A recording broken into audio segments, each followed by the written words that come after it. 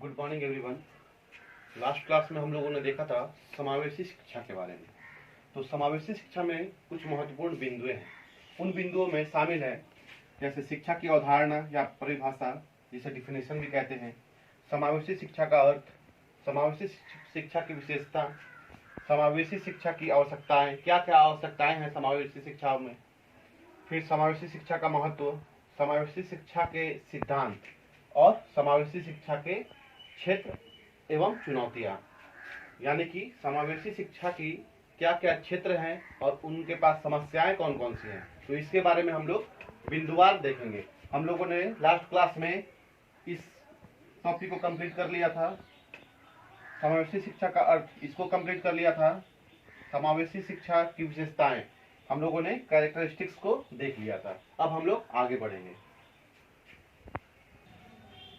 समावेशी शिक्षा की आवश्यकताएं यानी कि नीड्स ऑफ इंक्लूसिव एजुकेशन। हमारे समाज में ये जो समावेशी शिक्षा की बात हो रही है, आखिर इसकी जरूरत क्या है, क्यों यह आवश्यक है, इसकी आवश्यकता क्या है हमारे समाज को। इस बिंदु को डीपली देखने के पहले हम कुछ महत्वपूर्ण बातों को ध्यान में रखेंगे। जैसे अगर हम बालक की बात करते हैं और बालक के टाइप्स की बात करते हैं, तो बालक दो प्रकार का माना जाता है। एक तो वो जो सामान्य बालक है, जिसे जनरल चाइल्ड के नाम से भी जाना जाता है, और एक वो जो विशिष्ट बालक है।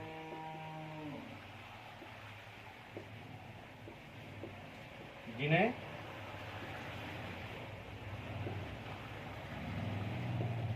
स्पेशल चाइल्ड के नाम से जाना जाता है या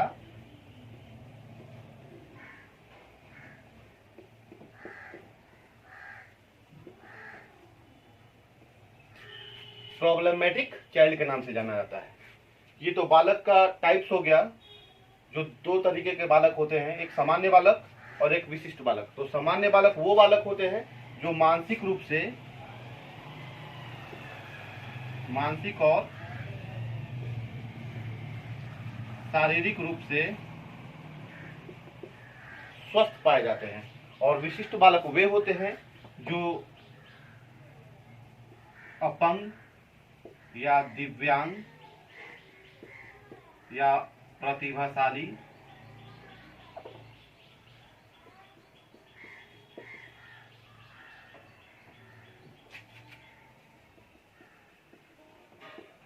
बालक होते हैं।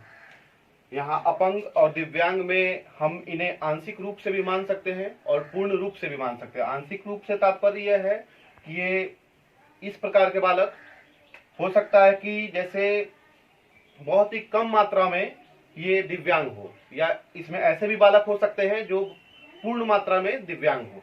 इसको हम लोग विस्तृत रूप से और आगे क्लास में पढ़ेंगे। इसके बाद हम लोग देखते हैं कि बालक के आधार पर समावेशी कक्षाएं, या बालक के आधार पर हम कह सकते हैं कि कक्षाओं का डिवाइडेशन जो है किस प्रकार से हुआ है। यहाँ हम सामान्य बालक को अगर सर्कल के रूप में डिवाइड करते हैं और ये समझते हैं कि ये जो सर्कल है ये एक सामान्य बालक का प्रतिरूप है, और विशिष्ट बालक या प्रॉब्लमेटिक बालक को ट्रायंगल के हिसाब से अगर उसको डिनोट करते हैं और मानते हैं कि ये चित्र हमें जहां भी मिलेगा हम इसे विशिष्ट बालक या दिव्यांग बालक या विशिष्ट आवश्यकता वाले बालक के रूप में मानेंगे। अब इसके आधार पे हम लोग सामान्य कक्षा, विशिष्ट कक्षा, एकीकृत कक्षा और समावेशी कक्षा को देखेंगे। अब हम लोग बालकों के प्रकार के साथ कक्षाओं को डिवाइड करने का प्रयास करेंगे। तो यहाँ पे हम लोग देख रहे हैं कि 4 प्रकार के कक्षाएं होते हैं। जैसे सामान्य कक्षा पहला, दूसरा होता है विशिष्ट कक्षा जिसे स्पेशल क्लासरूम के नाम से जानते हैं, तीसरा होता है एकीकृत कक्षा, और चौथा होता है समावेशी कक्षा। तो इस कक्षाओं में बालक कैसे बैठते हैं, एक सामान्य बालक और विशिष्ट बालक किन किन कक्षाओं में कैसे कैसे वो क्लासरूम में अंदर बैठते हैं और कैसे क्लासरूम के अंदर वो शिक्षा प्राप्त करते हैं, इस चीज को देखना है। तो जहां तक बात है सामान्य कक्षा यानी कि जनरल क्लासरूम, तो सामान्य कक्षा में कौन से बालक आएंगे, जो सामान्य बालक है वो, तो सामान्य बालक को हम लोगों ने सर्कल से डिनोट किया है।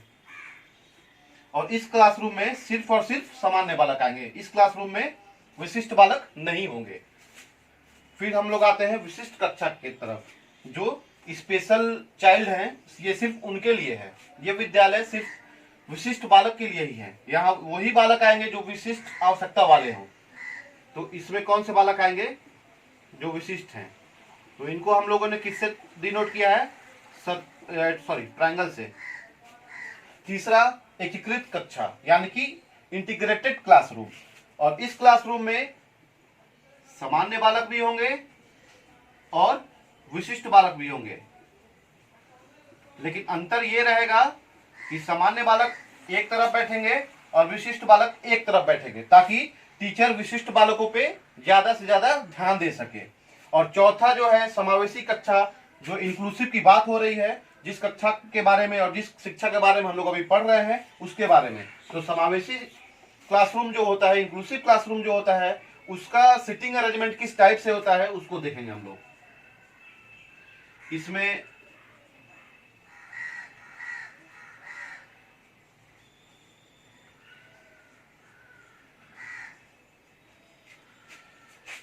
समावेशी कक्षा के अंतर्गत सामान्य बालक और विशिष्ट बालक दोनों मिलजुल कर बैठते हैं। यानी कि ऐसा नहीं होगा जो एकीकृत कक्षा में हो रहा है।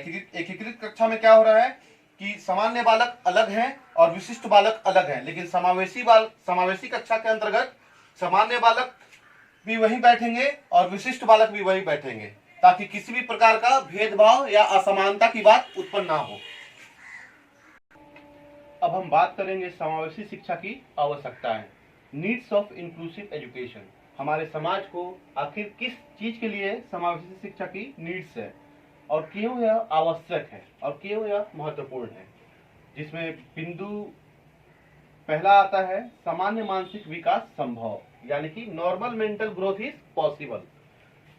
यहाँ पे बात हम लोग दो प्रकार के बच्चों की कर रहे हैं, एक तो वो जो सामान्य बालक हैं और एक वो जो मानसिक और शारीरिक रूप से स्वस्थ नहीं है, और वो बालक हमेशा विशिष्ट बालकों के श्रेणी में आते हैं। तो यहाँ तो बात हो रही है मानसिक विकास संभव। तो सामान्य बालक जो है उनका तो मानसिक विकास ऑलरेडी वो सब कुछ उसका परिपूर्ण है, लेकिन मानसिक विकास किसका कम है? तो मानसिक विकास उसका कम है जो बालक सामान्य ना होकर विशिष्ट बालकों के श्रेणी में आते हैं। तो समावेशी शिक्षा की आवश्यकता इस समाज को इसलिए भी है कि सामान्य बालक और विशिष्ट बालक, ये दोनों बालक एक वर्ग में बैठकर एक साथ किसी भी बिंदु पर शिक्षा ग्रहण करें, ताकि सामान्य बालक की तरह ही विशिष्ट बालकों का मानसिक विकास संभव हो सके। अब हम आते हैं सेकंड पॉइंट पे। सेकंड पॉइंट कहता है सामाजिक एकीकरण को सुनिश्चित करती है। समावेशी शिक्षा सामाजिक एकीकरण को सुनिश्चित करती है, यानी कि हम ये बात आज से नहीं बहुत पहले से जानते आ रहे हैं कि मनुष्य एक सामाजिक प्राणी है, और जो बालक जन्म लेता है वो किसी न किसी समाज के अंदर ही जन्म लेता है, और उसी समाज में वो अपने आप को विकसित करता है, और उसी समाज में वो अंतोगत्वा मृत्यु को प्राप्त करता है। तो यहाँ पे जब सामान्य बालक और विशिष्ट बालक एक साथ पढ़ाई करेंगे, एक साथ क्लासरूम में रहेंगे, तो उन लोगों में सामाजिकता, नैतिकता, प्रेम, सहानुभूति या मित्रता आदि का या आपसी भाईचारा का विकास होगा। और इस हिसाब से समावेशी शिक्षा सामाजिक एकीकरण को सुनिश्चित करने का काम करती है। तीसरे पॉइंट को हम आते हैं, समावेशी शिक्षा कम खर्चीली है। यह बात 100% राइट है कि समावेशी शिक्षा स्पेशल एजुकेशन से कम खर्चीली है। एक विशिष्ट क्लासरूम बनाने के लिए हम लोगों को विशिष्ट क्लासरूम स्ट्रक्चर, विशिष्ट क्लासरूम के लिए स्पेशल टीचर, स्पेशल ट्रेनिंग, इन सब पे खर्च ज़्यादा आते हैं। और समावेशी शिक्षा चूँकि सामान्य बालक और विशिष्ट बालक एक ही क्लासरूम में एक ही टीचर से पढ़ते हैं, तो वहाँ पे खर्च कम हो जाता है। चौथे पॉइंट पे हम आते हैं, समावेशी शिक्षा के माध्यम से एकीकरण संभव है, क्योंकि हमारा देश भारत जो कि धर्मनिरपेक्ष है और यहाँ अखंडता की बात नहीं कही गई है। समावेशी शिक्षा में सामान्य बालक और विशिष्ट बालक, क्योंकि विशिष्ट बालक अपने आप को दिव्यांग होने के कारण थोड़ा सा हीनता महसूस करते हैं और ये हीनता उनके मानसिक विकास को क्षुब्ध करती है। तो यहाँ पे जब एक विशिष्ट बालक एक सामान्य बालक के साथ बैठकर उसके साथ समय बिताता है, उसके साथ पढ़ाई करता है, तो जाहिर सी बात है कि जब हम किसी के साथ रहेंगे तो उसके साथ हम लोगों का जो बिहेवियर है वो पॉजिटिव वे में जाएगा, ना कि निगेटिव वे में। और जब विशिष्ट बालक सामान्य बालक के साथ रहेंगे तो सामान्य बालक का कुछ ना कुछ पॉजिटिव थिंकिंग जो है वो विशिष्ट बालक के अंदर आएगा, तो उससे भी समावेशी शिक्षा के माध्यम से एकीकरण संभव हो पाता है। नेक्स्ट पॉइंट पे हम आएंगे, शैक्षिक एकीकरण संभव है। फिर से वही बात दोहराया जा रहा है यहाँ, क्योंकि सामान्य बालक और विशिष्ट बालक जो कि मंद बुद्धि वाले बालक होते हैं या शारीरिक रूप से दिव्यांग बालक होते हैं, वो आंशिक भी हो सकता है या पूर्ण दिव्यांग भी हो सकता है। तो यहाँ पे दोनों प्रकार के बालक एक क्लासरूम में बैठकर एक जगह पे एक ही टीचर से एक ही बिंदु पे पढ़ाई करते हैं, तो जाहिर सी बात है वहां पे एकीकरण का भावना आएगा। और लास्ट पॉइंट, समानता के सिद्धांत का पालन करना, क्योंकि यहाँ बात समानता की आता है और हमारा देश भारत जो कि संवैधानिक रूप से समानता पे बल देता है और यह कहता है कि शिक्षा सबों के लिए है, अर्थात शिक्षा उनके लिए भी है जो सामान्य बालक हो, शिक्षा उनके लिए भी है जो दिव्यांग बालक हो, और शिक्षा उनके लिए भी है जो अति प्रतिभाशाली या प्रतिभाशाली बालक हो, या जो मंद बुद्धि वाले बालक हो, या जो आंशिक रूप से ग्रस्त बालक हो, या जो पूर्ण रूप से दिव्यांग बालक हो, सबों के लिए शिक्षा है।